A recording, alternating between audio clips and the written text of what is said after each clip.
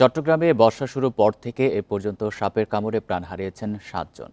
প্রতি বছর ১ থেকে ১,৫০০ সাপে কাটা রোগীকে আনা হয় চট্টগ্রাম মেডিকেলে। চিকিৎসকেরা বলছেন, সঠিক সময়ে চিকিৎসা নিতে না পারায় ঘটছে প্রাণহানি। সাপে কাটলে দ্রুত চিকিৎসা কেন্দ্রে নেওয়ার পরামর্শ তাদের।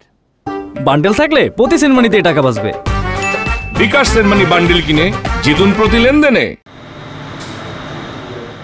প্রতি বছর বর্ষার সময় বিভিন্ন এলাকায় বেড়ে যায় সাপের উপদ্রব। বন্দরনগরী চট্টগ্রামে এরই মধ্যে সাপের কামড়ে মারা গেছেন ৮ জন। চট্টগ্রামের বলখালীর পোপাদিয়া এলাকায় রাতের খাবার খেয়ে বাইরে গেলে বিষধর সাপে কাটে জিশান চন্দ্রকে। প্রথমে তাকে নেওয়া হয় ওঝার কাছে, পরে ভর্তি করা হয় চট্টগ্রাম মেডিকেল কলেজ হাসপাতালে।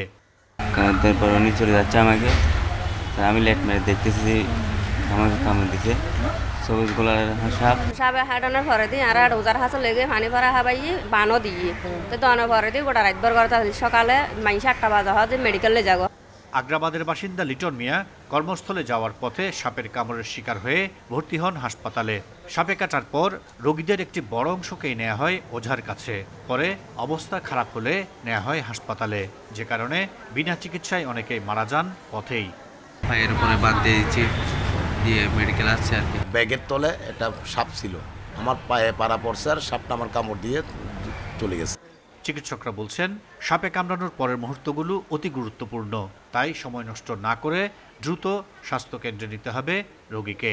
যত দ্রুত প্রপার চিকিৎসায় যেতে পারবেন তত আউটকাম ভালো হবে। এদের ক্ষেত্রে ওঝার ওইখানে যাওয়াটা সবচাইতে বিপজ্জনক। বিষাক্ত সাপের কামড়ের ফলে যেসব রোগী মারা যাওয়ার একমাত্র কারণ রোগীকে যথাসময়ে বা সঠিক সময়ে হাসপাতালে নিয়ে না আসা। আমরা যখন দেখি রোগীগুলা তখন আসলে কিছুই করা থাকে না। চট্টগ্রামে গেল বছর সাপের কামড়ে মারা যান ৩ জন, এবার সে সংখ্যা হয়েছে দ্বিগুণের বেশি। Ahsan Riton, independent news, Chittagong.